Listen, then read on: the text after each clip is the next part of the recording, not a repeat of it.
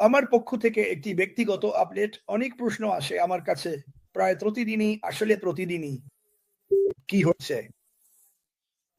KYC সব, মানে সাধারণত যেসব প্রশ্ন আমি পাই আসলে। আর কেওয়াইসি নিয়ে এখনো কিছুই কার্যকর হয়নি। হবে, কিন্তু এটা নিয়ে চিন্তা করার কিছু নেই। কিন্তু মাফারা যা করছেন, আর আমি জানি না আপনি সোনা বা রূপা সম্পর্কে কিছু জানেন কিনা।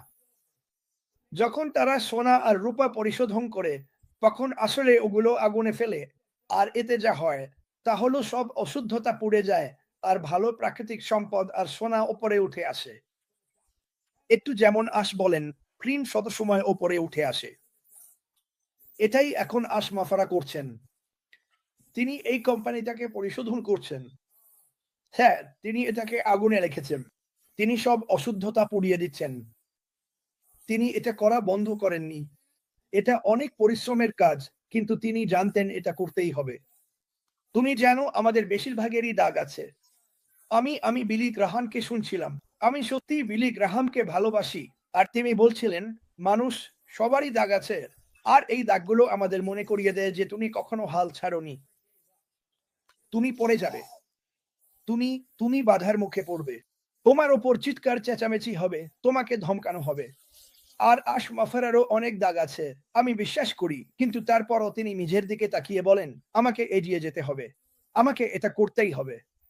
আমি কখনো ব্যর্থ হব না। আমি ব্যর্থ হতে চাই না। আমি এই কোম্পানির মানুষদের আর সারা দুনিয়াকে দেখিয়ে দেব তিনি এতে যতটা পরিশ্রম আর নিষ্ঠা দিয়েছেন সবটাই। যেমনটা আমি গতকাল বলেছিলাম, তিনি এখন পেছনে বসে আছেন এই সুন্দর ক্যানভাসটা শুকানোর অপেক্ষায়। তিনি পেছনে বসে আমাদের সবার জন্য যা কিছু করছেন সেগুলো দেখছেন, আর আমিও সেটা করি। আমি শুধু নিজের জন্যই নয়, এই কোম্পানিতেও পেছনে তাকিয়ে দেখি, বাহ, এটা এগোচ্ছে, এটা এগোচ্ছে, এটা এগোচ্ছে। তাই মাফারা যা করছেন সেটা ভুলে যেও না। এটাই আজকের জন্য আমার পক্ষ থেকে আপডেট। তিনি এই কোম্পানিটাকে আরো পরিশীলিত করছেন। তিনি বাগানের আগাছা দূর করছেন। তিনি নেতিবাচকতা, খারাপ দিকগুলো দূর করছেন। আর তিনি সব সুন্দর জিনিস, সুন্দর, সুন্দর, গুরুত্বপূর্ণ শিক্ষা, ভালোবাসা, ধৈর্য আর দয়া উপরের দিকে নিয়ে আসছেন। আর এটাই সত্যি এই কোম্পানিকে বিস্ফোরিত করে তুলবে। তাই মাফারা, আপনাকে ধন্যবাদ। এটা আপনার জন্য একটা আপডেট। তিনি পরিশীলিত করছেন, আর আমি এটা নিয়ে খুবই উত্তেজিত। আর যদি আপনি আসলে রূপা পরিশোধনের কথা ভাবেন, তাহলে এটি একটি বৃহত্তর প্রক্রিয়া। এটা দীর্ঘমেয়াদী একটা প্রক্রিয়া। এটা এমন কিছু যেটা আপনাকে সবসময় নজরে রাখতে হয়। এটাই মাফারা করছেন। ঠিক আছে। অনপ্যাসিভ এর সৌন্দর্য হলো এটা এমন একটা প্ল্যাটফর্ম যেখানে সবাই যথেষ্ট নিরাপদ বোধ করে নিজেদের কথা বলতে এবং নিজেদের মতো করে বাঁচতে পারে। হ্যাঁ, ঠিক। এটা সত্যিই শক্তিশালী, কারণ আমি জানি না আর কোথাও আপনি এটা করতে পারবেন বা আর কোথাও আপনি এতটা স্বাচ্ছন্দ্য বোধ করবেন। আমি এখানে আসার আগে 50 বা 60টা ভিন্ন ব্যবসায় ছিলাম, আর ওখানেও টিমের কথা বলা হতো, কিন্তু বাস্তবে ব্যাপারটা ছিল একে একে নিজেরটা নেওয়া। বুঝলেন তো? মানে তুমি তোমারটা পাবে, আমি আমারটা পেয়েছি, তুমি তোমারটা দেখো। বুঝলেন তো? তাই আমাদের সবাইকে এমন একটা সুযোগ আর প্ল্যাটফর্ম দেওয়া হয়েছে যেখানে শুধু আমরা এখানে কথা বলতে বা যা করছি তা করতে পারছি না, বরং আমরা সেটা সারা বিশ্বের সঙ্গে ভাগাভাগি করতে পারছি। আর আজকে যখন মানুষ তোমার কথা শুনবে, জুয়েটা, যখন তুমি কথা বলছিলে, কেউ হয়তো 5 মাস পরে, 6 মাস পরে এটা দেখবে আর বলবে, ওহো আমার ঈশ্বর, এ তো আমি। শুধু দেখতে আলাদা। আর তারা তোমাকে খুঁজে বের করার চেষ্টা করবে, কারণ তারা নিজেদের সঙ্গে মিল খুঁজে পাবে। হ্যাঁ, আমি পারি, আমি জানি আমি পারি, আমি জানি আমি পারি। এবং সমস্যাটা ছিল আমরা নিজেকে এমন মানুষের মাঝে রেখো না যারা বলে তুমি পারবে না। তুমি তাদের ভালোবাসতে পারো, কিন্তু তোমার তাদের সঙ্গে থাকতে হবে না, একদমই না। আর আমি খুব খুশি যে অ্যাশ আমাদের সবার জন্য এত বড় একটা কাজ করেছে, যেখানে আমার মতো কেউ, যে 20 বছর আগে অসুস্থ হয়ে পড়েছিল, চাকরি হারিয়েছিল, সারা পৃথিবী ঘুরে বেরিয়েছিল, একদিনেই সব হারিয়েছিল, একদিনেই। আর আসলে 20 বছর পর আবারও সেই অসুস্থতা ফিরে এসেছিল, কিন্তু এটা দেখায় দরজা খুলবে, ধরে নাও। আমাদের কাছে 2% আছে। যদি আমরা শুধু সেই 2% করি, আমরা দুনিয়া বদলে দিতে পারি। আমরা দুনিয়া বদলে দিতে পারি। আর আর আমি খুব খুশি। আর ভাষায় বোঝানো যাবে না আমি কেমন অনুভব করি এই কোম্পানি কি করতে পারে আর কোম্পানির মানুষরা কি করতে পারে। কারণ আমি বলি কি এই 7 বছরে উহু আমি এখন 7ম বছরে যাচ্ছি। সবচেয়ে বড় জিনিসটা আমি দেখেছি সেটা হলো মানুষের বিকাশ।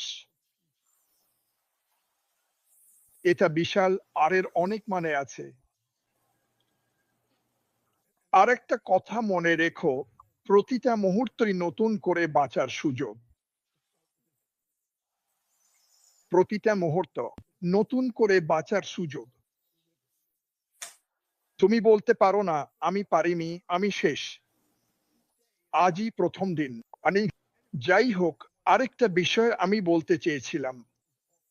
আমি জানি আর এটা একটু অদ্ভুত শোনাতে পারে।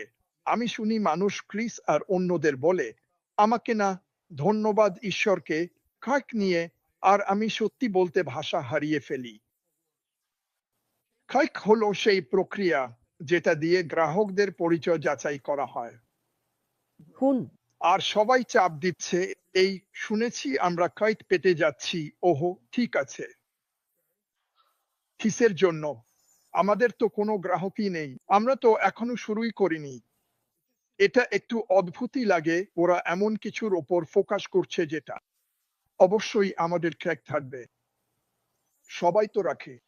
কিন্তু এই শুনেছি আমরা ক্র্যাক পেতে যাচ্ছি এভাবে একটা ট্যাগ লাগানোটা যেন মরুভূমিতে মাছ ধরার ছিপ পাওয়ার মতো।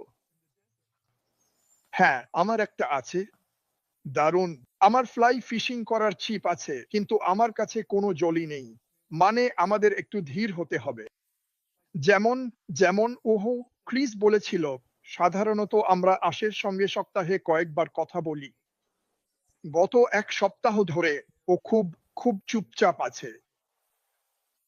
আমার অভিজ্ঞতায় 7 বছর হতে চলল, যখন ও সামনে আসে তখন সাধারণত একটা বড় কিছু হয়। তাই এটা মনে রেখো। আর ও জানে এখানে যারা আছে, যারা দেখছে, তারা আগুনটা জ্বালিয়ে রাখছে। ও অনেকবার বলেছে যখন ও আসে, তোমরা এটা করো, আমি আমার কাজের ওপর মনোযোগ দিতে পারি। আর যেমন বললাম, তুমি হয় ওর ওপর বিশ্বাস রাখো, নয়তো রাখো না। আর যদি না রাখো, তাহলে এখন পর্যন্ত কেউ তোমাকে বোঝাতে পারবে না। এটা একদমই বৃথা। এটা সময় আর পরিশ্রমের অপচয়। আর আমি সে ধরনের মানুষ নই। কিন্তু আমি ভালোবাসি তাদের সঙ্গে কাজ করতে যারা বিশ্বাস করে। তারা দেখছে, তারা জানে কি হচ্ছে, আর তারা জীবন বদলাতে প্রস্তুত। সবাই যা বিশ্বাস করতে চায় তাই বিশ্বাস করে। ওহো, আমার মনে হয় আমরা সবাই ঈশ্বরে বিশ্বাস করি। হয়তো তার জন্য আলাদা আলাদা নাম আছে, কিন্তু তুমি তোমার আসল সত্তা বদলাওনি। তুমি তুমি তুমি নিজের পরিচয় অপল থেকেছো, নিজের মধ্যে থেকেছো। আর আমি খুব পছন্দ করেছি যে বিষয়টা তুমি বলছিলে। উহো, মাটি এটা নিয়ে অনেকবার কথা বলে ফেল। তোমার দরকার নেই। তুমি জানো তোমার অন্য কারো মতো হওয়ার দরকার নেই। আর আর এটা দারুণ একটা বিষয়। আর আমি সত্যিই চাই যারা এখানে আসে তাদের এটা দেখাতে নিজের মতো হও। তুমি যা বলতে চাও সেটা বলো। তোমার উত্তেজনা দেখাও। তুমি কেন এখানে সেটা দেখাও। আমাদের বলো তুমি কেন এখানে। এটা খুবই গুরুত্বপূর্ণ যে সারা পৃথিবী শুধু আমাদের কয়েকজনকেই বারবার কথা বলতে দেখবে না। আমি মনে করি যত বেশি সম্ভব মানুষকে এখানে আনা খুবই গুরুত্বপূর্ণ, যাতে তারা জানতে পারে এই কোম্পানি তাদের জন্য কি করতে চলেছে আর তারা কত ধৈর্য ধরে এতদিন অপেক্ষা করেছে। জানো, রাতে তুমি সূর্য দেখতে পাও না, কিন্তু জানো ওটা আছে। হ্যাঁ ঠিক আছে, একই ব্যাপার। একই ব্যাপার আশমুফারেহর ক্ষেত্রেও। তুমি হয়তো ওনাকে দেখতে পাও না, কিন্তু আমি বলছি উনি আছেন। Kasi আর উনি দিনরাত পরিশ্রম করছেন, আর উনি থামছেন না, শুধু এগিয়ে যাচ্ছেন, যাচ্ছেন, যাচ্ছেন। তোমরা সবাই যদি আমার কথা শুনছো, তাহলে আমার কথা মন দিয়ে শোনো। আমাদের সবার মধ্যেই একটা উপহার আছে।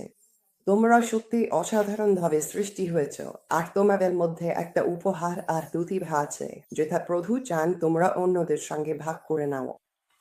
তাই আজ আমি কথা বলছি, তার থেকে যদি একটা জিনিসও তোমরা নিতে পারো, সেটা হলো শুধু জানাতে নয়, শুধু ক্রিস বা মাটি বা জুলি বা মিস্টার আশ নয়, বরং তুমি। তুমি যে এখন শুনছ, তুমি গুরুত্বপূর্ণ। তোমার মধ্যে এমন একটা উপহার আর প্রতিভা আছে যেটা শুধু নিজের জন্য নয়, শুধু প্রভুকে সম্মান ও মহিমা দেওয়ার জন্য নয়, বরং অন্যদের সাহায্য করার জন্য ব্যবহার করা উচিত। আর আমার মতে এটাই আমাদের এখানে থাকার আসল কারণ। আমি দেখতে পাচ্ছি এটা কতটা বড় পরিবর্তন আনতে পারে। আমি দেখতে পাচ্ছি কিভাবে পুরো কমিউনিটি একসাথে এসেছে আর গণপ্রার্থনার শক্তি কতটা। যখন 5 লাখ 10 লাখ মানুষ একসাথে একটা নির্দিষ্ট বিষয়ে প্রার্থনা করে, তখন আমার বন্ধুরা সেখানে সত্যি একটা পরিবর্তন ঘটে। ঠিক আছে, তাই এই কথাগুলো মাথায় রেখে নিজের ডাকে সত্য থাকো। আর আমি তোমাদের দুটো বাইবেলের কথা বলতে চাই। 1 পিতর 4:10 তোমাদের প্রত্যেকের উচিত তোমরা যে উপহার পেয়েছ তা দিয়ে অন্যদের সেবা করা, যেন তোমরা ঈশ্বরের অনুগ্রহের বিভিন্ন রূপের বিশ্বস্ত তত্ত্বাবধায়ক হও। এটাই বাইবেলের বাণী। আমি যা বলছি তা হলো, তোমার উপহারটা কি সেটা কোনো ব্যাপার না। সেটা কোনো ব্যাপার না। নিজের প্রতি সত্য থেকো আর তোমার উপহারটা কাজে লাগাও। আর এটা আমার জন্য সবসময় আমার সবচেয়ে প্রিয় কয়েকটা লাইনের একটা। তাই যখনই আমি কখনো নিজেকে দেখি একটু বাইরে চলে যাচ্ছি বা যেন নিয়ন্ত্রণের বাইরে চলে যাচ্ছি, তখন আমাকে আসলে এই একটা লাইনে ফিরে যেতে হয়। আর সেটা হলো হাবাকুক অধ্যায় 1:5। আর সেখানে সরাসরি লেখা আছে, এটা অনেকটা এরকম। তাহলে হাবাকুক ঠিক তো? মানে উনি একজন নবী, উনি এরকম ভাবছেন, প্রভু আমি জানি না এখানে কি হচ্ছে, বুঝতে পারছো, সবকিছু নিয়ন্ত্রণের বাইরে চলে গেছে, অনেক কিছু চলছে। জানো ঈশ্বর তাকে কি বললেন? জাতিগুলোর দিকে তাকাও এবং দেখো আর সম্পূর্ণভাবে বিস্মিত হও, কারণ তুমি যা দেখবে তা বিশ্বাস করবে না, এমনকি যদি তোমাকে বলা হয় তবুও। এখন তুমি কি এটা কল্পনা করতে পারো? তাহলে আমাকে যেতে হবে, ঠিক আছে। তাই আমি যখন কখনো নিয়ন্ত্রণ হারিয়ে ফেলি, যেটা আমার মনে হয়, মানে আমাদের সবারই হয়েছে, আর যদি তোমার না হয়ে থাকে, তাহলে হয়তো তুমি নিজের সঙ্গে স্বপ্ন, কারণ দুঃখিত, কিন্তু আমাদের সবারই হয়েছে। তাই আমার কথা হচ্ছে, আসলে ঈশ্বর বলছেন, ক্রিস, জানেটা অথবা অন্য কেউ এখানে তোমার নাম বসাও। যদি ঈশ্বর সত্যিই তোমাকে বলতেন, শুধু এই কোম্পানি নিয়ে নয়, কি হতে চলেছে এবং কি ঘটছে, জাতিগুলোর দিকে তাকাও এবং দেখো আর সম্পূর্ণভাবে বিস্মিত হও, কারণ তুমি যা দেখতে পাবে তা বিশ্বাস করবে না, এমনকি যদি তোমাকে বলা হয় তবুও। এটা যেন ঈশ্বর সত্যিই বলছেন, আমি তোমাকে দেব, বুক। তুমি বিশ্বাস করতে পারবে না। যদি আমরা সত্যিই দেখতে পারতাম এই কোম্পানির সাথে কি হতে চলেছে, খুব আমরা বিশ্বাসই করতে পারতাম না। যদি আমরা দেখতে পারতাম সেই পরিবর্তনটা যা ঘটতে চলেছে। মানে দেখো তো, এই কয়েক বছরে আমরা যে সম্পর্কগুলো গড়ে তুলেছি, দেখো কতটা বিশ্বস্ততা, কতটা মেন্টরশিপ আর কতটা বন্ধুত্ব তৈরি হয়েছে। এটাই তো আসল কথা। এটা সম্পর্কের ব্যাপার। আর যাই হোক, আমার শেষ কথা, আর আমরা এটা আগেও বলেছি, কিন্তু তোমাদের প্রত্যেককে এটা সত্যিই মনে রাখতে হবে, যারা শুনছো, আমি তোমাদের সবাইকে উৎসাহ দেব, নিজের জন্য এটা করো। ভাবো তো, পৃথিবীর সবচেয়ে ধনী জায়গা কোনটা? সবচেয়ে ধনী জমি, সবচেয়ে দামি রিয়েল এস্টেট, পৃথিবীর সবচেয়ে ধনী জায়গা কোনটা?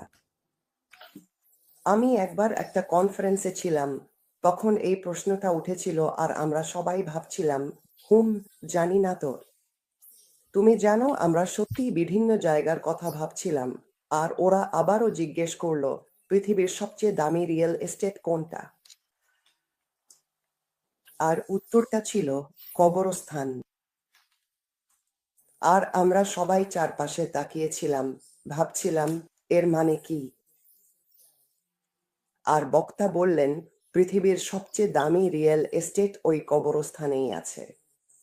ওখানেই সব স্বপ্ন, সব প্রতিভা, সব উপহার, সব আবিষ্কার, সব দক্ষতা, যেগুলো কোনোদিনই ব্যবহার হয়নি, কোনোদিনই ভাগাভাগি হয়নি, কোনোদিনই বাস্তবায়িত হয়নি, ওগুলো সব সেখানেই রয়ে গেছে। আর আমি ভাবলাম, আরে বাবা, এ কি কথা? আমি বলি, ওই কথাটা শুনে আমি তো একেবারে থমকে গেলাম। তাই আমার কথা হলো, যদি আমি আপনাদের এই কথাটা দিয়ে যেতে পারি, আপনি কে, কোথায় আছেন, বা পৃথিবীর যে কোনো প্রান্তে যাই করছেন না কেন, আপনাকে একটা উদ্দেশ্য নিয়ে সৃষ্টি করা হয়েছে। এটা যাই হোক না কেন, আপনি আপনার দক্ষতাটা নিন, আর সেই একটা জিনিস যেটা নিয়ে আপনি ভাবেন, আমি হয়তো আর কিছু জানি না, কিন্তু এই একটা জিনিসে আমি সত্যিই ভালো, এটা নিয়ে এগিয়ে যান। আর জানেন কি, আমি আপনাকে বলছি, এটা আপনার জীবনে একেবারে খেলা বদলে দেবে। এমনকি যদি আপনার জীবনে বা কারো জীবনে আপনি শুধু একজন মানুষের জন্য পরিবর্তন আনতে পারেন, আমি বলছি সেটাই আপনার উদ্দেশ্য। এটাই আপনার উদ্দেশ্য। তাহলে এই কথাগুলো বলার পর আমি সবাইকে ধন্যবাদ জানাতে চাই। আমি সত্যিই আশা করি ঈশ্বর আপনাকে এবং আপনার পরিবারকে আশীর্বাদ করুন। আমি আশা করি আপনার দিনটা দারুণ কাটুক এবং আপনি যেন সত্যিকারের, প্রথমত আপনি কে এবং আপনার যে উপহার ও প্রতিভা আছে তার প্রতি সদা অবিচল থাকেন। তাই ধন্যবাদ। ধন্যবাদ ক্রিস, আমাকে এখানে থাকার সুযোগ দেওয়ার জন্য। ধন্যবাদ আমাদের কাছে প্রযুক্তির ব্যবহার করার সুযোগ আছে বলে। আর আমি আপনাদের কাছে অনুরোধ করব, যদি শুনে থাকেন তাহলে নিজেকে সত্যিকারের রাখুন। নিজেকে সত্যিকারের রাখুন এবং আপনার দক্ষতা ও প্রতিভা নিয়ে কখনো সন্দেহ করবেন না।